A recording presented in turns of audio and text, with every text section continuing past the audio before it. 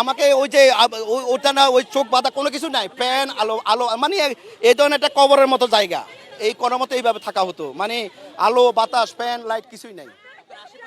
হ্যাঁ, আমাদের ওই যে আমরা কি করতাম যখন অনেক নিজুবে সিসি ফোকা ডাক দিত, শুধু কান্না, মারে ও মা তোবা পড়ে কান্না করে, এরকম আওয়াজগুলো শুনতাম। এবং অনেক আওয়াজগুলো শুনতাম, আর প্রতিটা এরকম খাঁচায় খাঁচায় লোক ছিল, এক একটা খাঁচায়। আমাদের ধারণা ওখানে অনেক লোক, প্রায় 300-400 উপরে লোক হবে। এই প্রতিটা বাংলাদেশে র্যাবের যত জায়গা আছে, সব র্যাবের জায়গাগুলো তদন্ত করা উচিত, এবং সব জায়গায় এই আইনা সেল আছে। শুধু ডিজিএফআইতে আছে তা না, র্যাবের প্রতিটা জায়গায় আছে এই তস্সারিং, এবং কোটি কোটি টাকার বিনিময় জীবন ভিক্ষা। আপনার কাছে যদি টাকা দিতে পারেন আপনার জীবন, আমাকে বলছে যে যদি টাকা না দাও ইলেকট্রিক মিডিয়া কভার মিডিয়ার সামনে ইয়াবা মাদক দ্রব্য অস্ত্র নিয়ে আমাকে মিডিয়াতে আনবে, মিডিয়ার সামনে আইনে দেখাবে যে আমি একজন মাদক ব্যবসায়ী, আমি একজন অস্ত্র ব্যবসায়ী, এটা দেখাইয়ে দেখাবে।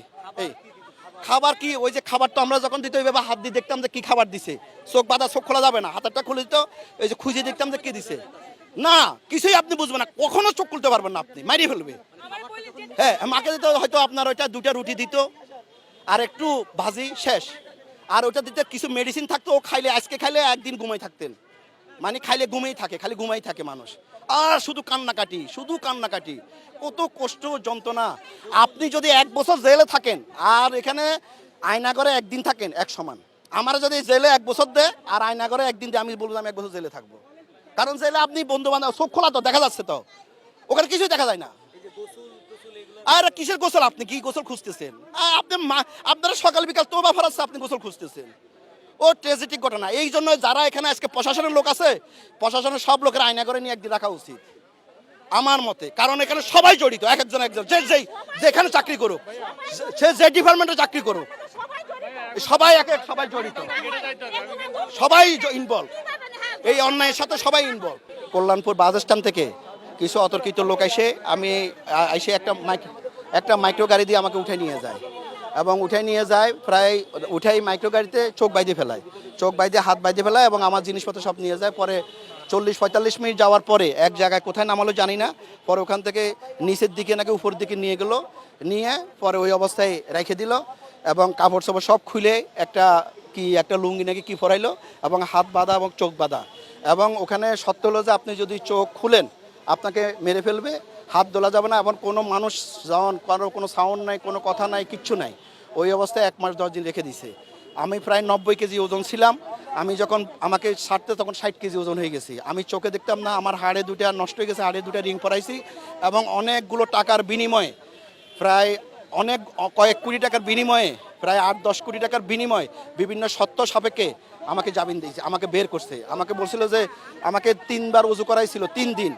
শেষ ইচ্ছা কি, খাবেন কি, তওবা করাইছে, এবং লাশ কোথায় দিবে। আমার দেশের বাড়ি চট্টগ্রাম মিরেশরায়, আমি বিয়ে করছি কুষ্টিয়াতে, এবং আমি থাকি ঢাকায়। তো বললো যে আপনার শেষ ইচ্ছা কি, আপনি কি খাইতে চান, এইভাবে ওযু করাইতো, এবং 2-3বার। পরে আমি ওদের কাছে জীবন ভিক্ষা চাইলাম, এবং পরে ওরা 2 দিন পরে জানাইলো যে এই টাকা দিতে হবে, এই করতে হবে, কারণ ওরা সমস্ত কিছু তদন্ত করে দেখছে আমাদের নামে জীবনে কোনো একটা থানায় জিডি পর্যন্ত নাই। আমরা নিরীহ মানুষ, আমরা ব্যবসা বাণিজ্য করি।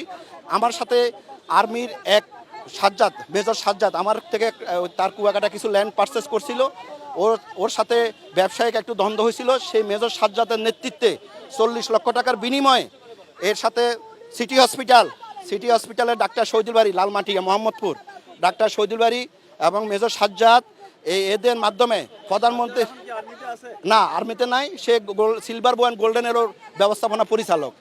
হ্যাঁ, এবং ওইটার মাধ্যমে যেহেতু সে আর্মির মেজর ছিল, সে র্যাবের সাথে, বেনজির সাহেবের সাথে এবং এডিশনাল ডিজির সাথে যোগাযোগ করে কন্ট্রাক্ট করে আমাকে এইভাবে উঠে নিয়ে যায়।